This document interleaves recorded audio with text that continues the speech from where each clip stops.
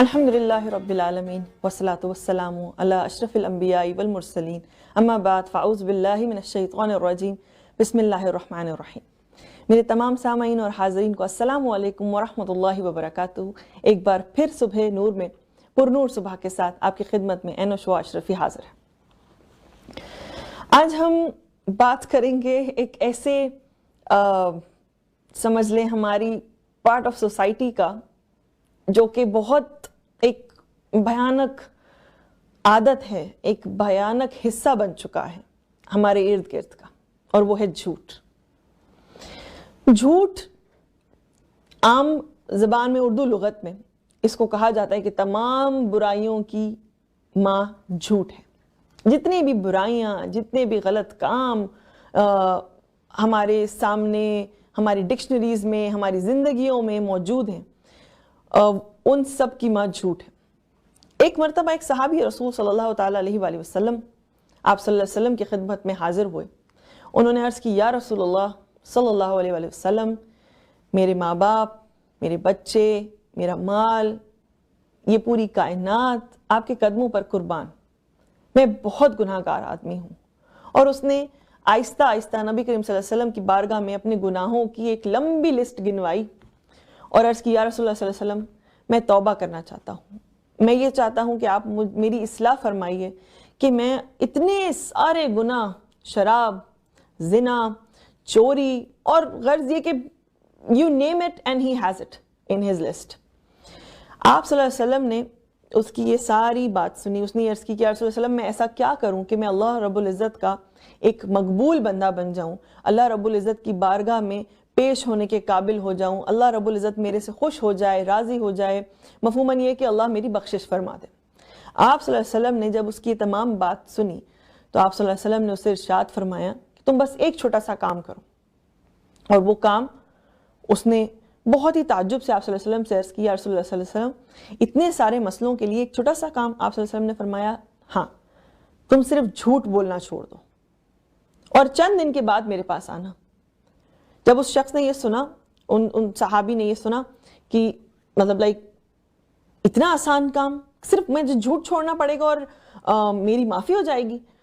جب وہ بعد میں اپنے گھر گیا تو جب اس کا شراب پینے کا دل چاہا تو اس نے کہا کہ میں شراب تو پی لوں، لیکن جب نبی کریم صلی اللہ علیہ وسلم مجھ سے دریافت فرمائیں گے تو میں کیا کہوں گا کہ میں نے شراب پی تھی، اور جھوٹ میں نے بولنا نہیں ہے۔ تو اس لیے اس نے شراب پینا ترک کر دی۔ پھر جب اس نے کسی اور کے مال کے اوپر اپنا حق جمانا شروع کیا اور اس سے وہ چھیننا چاہا، تب اس کو پھر آقا صلی اللہ علیہ وسلم کی یہ بات یاد آئی کہ مطلب جھوٹ نہیں بولنا۔ اس نے کہا یہ میں کام تو کر لوں، لیکن پھر میں کس منہ سے بتاؤں گا کہ میں نے یہ کام کیا۔ غرض یہ کہ اس نے اپنی ساری عادتیں، جب شیطان، جب اس کے نفس نے اس کو مجبور کیا کہ یہ گناہ کرو، تو اس کو آقا صلی اللہ علیہ وسلم کی یہ بات ذہن میں آئی کہ میں جھوٹ نہیں بول پاؤں گا، اور اس کے تمام گناہوں سے اس کو چھٹکارا مل گیا۔ پھر وہ چند دن بعد جب آپ صلی اللہ علیہ وسلم کی بارگاہ میں حاضر ہوا تو آپ صلی اللہ علیہ وسلم کے پاس تشکر کے ساتھ گیا اور کہا کہ یا رسول اللہ صلی اللہ علیہ وسلم، میری تمام برائیوں کا حل صرف ایک چیز میں تھا، اور وہ جھوٹ ترک کر دینا، اور میں سارے گناہوں سے الحمدللہ پاک ہو گیا۔ سبحان اللہ۔ اسی طرح ایک اور واقعہ ہے۔ آپ صلی اللہ علیہ وسلم اپنے اصحابہ کرام کے جھرمٹ میں ایک محفل میں تشریف فرما تھے۔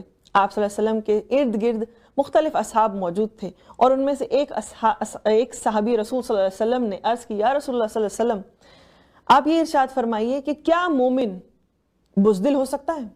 آپ صلی اللہ علیہ وسلم نے فرمایا نہیں۔ مفہوماً یعنی یہ جتنی بھی آپ صلی اللہ علیہ وسلم سے ریلیٹڈ باتیں ہیں یہ تمام مفہوماً ہیں، کیونکہ ہم ذرا سی بھی اس میں لفظ کا کوئی ایڈیشن کر دیں یا سبسٹریکشن کر دیں تو ہم خدا نہ کرے، اللہ نہ کرے، گناہ گار ہو جاتے ہیں۔ تو اس لیے یہ تمام باتیں مفہوماً آپ سے عرض کی جا رہی ہیں۔ تو اللہ کے حبیب صلی اللہ علیہ وسلم نے فرمایا کہ نہیں، مومن کبھی بزدل نہیں ہو سکتا، لیکن پھر آپ نے تھوڑے سے توقف کے بعد یہ فرمایا کہ ہاں، کبھی کبھار ایسا ہو سکتا ہے کہ اس کے اوپر کچھ ایسے حالات ہوں یا کوئی ایسا موقع ہو یا کوئی ایسی وجہ ہو کہ وہ کبھی بزدل ہو سکتا ہے۔ پھر انہی صحابی رسول صلی اللہ علیہ وسلم نے عرض کی کہ یا رسول اللہ صلی اللہ علیہ وسلم، آپ یہ فرمائیے کہ کیا مومن بخیل ہو سکتا ہے، کنجوس ہو سکتا ہے؟ آپ صلی اللہ علیہ وسلم نے فرمایا نہیں، مومن کبھی بخیل نہیں ہو سکتا۔ پھر آپ نے پھر وہی توقف کر کے فرمایا کہ ہاں، کبھی کچھ اس کے ساتھ ایسا مسئلہ ہو سکتا ہے، کبھی اس کو شاید دولت سے محبت ہو سکتی ہے کہ وہ کچھ بخیل ہو جائے. اور اسی موقع پہ آپ صلی اللہ علیہ وسلم نے ارشاد فرمایا کہ مفہوماً کہ اولاد جب آپ کی ہو جاتی ہے, جب آپ پیرنٹس بن جاتے ہیں, اولاد آپ کو دو چیزیں کروا دیتی ہے, بزدل بھی بنا دیتی ہے اور بخیل بھی بنا دیتی ہے. اولاد کی محبت اللہ رب العزت نے ہمارے لیے ڈالی ہے کہ وہ جب وہ اکیلا ہوتا ہے, تنہا ہوتا ہے, تنہا ہوتا ہے, تو وہ فیوچر کے بارے میں نہیں سوچتا. وہ کہتا ہے میں تو اکیلی ذات ہوں, میرے لیے تو خیر ہے. لیکن جب اولاد آ جاتی ہے تو وہ کبھی کبھی بخیل بھی ہو جاتا ہے, کبھی کبھی بزدل بھی ہو جاتا ہے. تو آپ صلی اللہ علیہ وسلم نے فرمایا ہاں یہ کام ہو سکتا ہے. پھر انہی صحابی رسول صلی اللہ علیہ وآلہ وسلم نے عرض کی کہ یا رسول اللہ صلی اللہ علیہ وآلہ وسلم, میری یہ عرض ہے کہ کیا مومن جھوٹا ہو سکتا ہے؟ آپ صلی اللہ علیہ وآلہ وسلم نے دو ٹوک فرمایا, نہیں, مومن کبھی بھی جھوٹا نہیں ہو سکتا. یعنی یہ جو صفت ہے جھوٹ بولنے کی, یہ مومن مسلمانوں کی ہو ہی نہیں سکتی. اور جھوٹ جب آپ کی زندگیوں میں انٹر ہو جاتا ہے, بے برکتی, بے چینی, بے سکونی, ایک عجیب سے آپ کے دل پر وزن کہ میں نے جھوٹ بولا اور آپ کو بالکل کسی طرح سکون نہیں آتا. ان تمام خرابیوں کے علاوہ جھوٹ آپ کے ساتھ ایک ایسا معاملہ کرتا ہے کہ جس کو جب آپ امیجن کریں تو آپ ہل جاتے ہیں, کانپ جاتے ہیں.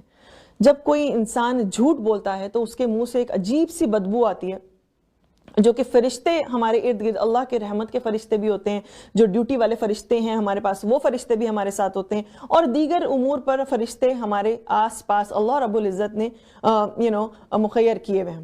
اب جب آپ کسی ایسے شخص نے جھوٹ بولا تو فرشتے اس شخص سے 1 میل تک دور چلے جاتے ہیں. اور اگر وہ رحمت کے فرشتے ہوئے, اب آپ اندازہ کریں کہ ہم کتنا جھوٹ بولتے ہیں اور وہ ہم سے کتنا دور چلے گئے. یعنی ہم نے اپنے آپ کو اللہ کی رحمت سے محروم کر لیا.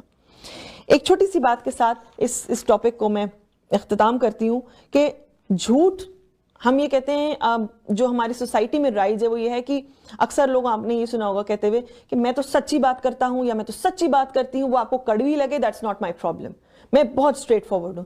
جبکہ یہ بہت غلط طریقہ ہے. یہ ایک طرح سے مینیپولیٹ کرنے والی بات ہے. سچائی اور جھوٹ کے ڈیفرنس کو دونوں رانگ اینڈ رائٹ کو مکس کر کے مینیپولیشن کے ساتھ بتانے والی بات ہے. بیسکلی سچ کڑوا نہیں ہوتا. جو کڑوا ہوتا ہے وہ اس سچ کو کہنے کا, اس سچ کو ادا کرنے کا طریقہ کڑوا ہوتا ہے. ہم یہ بات بہت چوڑے ہو کر کہتے ہیں اور بہت ہی ایروگنس کے ساتھ کہتے ہیں کہ میں اسٹریٹ فارورڈ ہوں, میں غلط بات نہیں کرتی اور میں غلط بات نہیں کرتا, میں تو بالکل سچ بولتا ہوں. سچائی کا حکم آپ کو اپنے بارے میں بولنے کا حکم ہے. دوسروں کے عیبوں سے پردہ اٹھانے کے لیے سچ بولنے کی ضرورت نہیں ہے.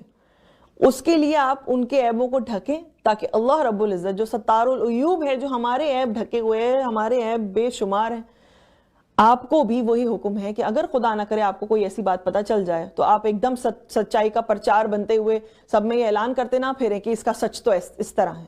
2 ہی موقعوں پر صرف آپ سے سچائی دوسرے کے لیے درکار ہے, اور وہ یہ کہ جب آپ خدا نہ کرے موت یا زندگی کا معاملہ ہو, یا پھر یہ کہ آپ نے کسی ایسے شخص کے بارے میں معلومات حاصل کرنی ہو جس سے آپ اپنی بیٹی یا بیٹے یا بہن یا بھائی کا رشتہ کر رہے ہوں. ادر دین دیٹ, سچ صرف آپ کا اپنی ذات تک, آپ کے اپنے معاملات تک, آپ کے کام کے, آپ کے تجارت کے, آپ کے کاروبار کے, آپ کے اور گھریلو معاملات, اس میں سچائی آپ کو اپنانی ہے اپنے بارے میں. دوسروں کا سچ آپ بالکل بھی اپنے ایروگنس میں اور اپنی اس بات میں کہ میں نے سچائی کہی ہے اور تو اس میں تو کوئی برا ماننے والی بات نہیں, آپ بالکل ایسی کوئی بات نہ کریں. آپ سچ اپنی ذات تک محدود رکھیے اور اپنے گھر والوں کو سچ کی تاکید کیجیے.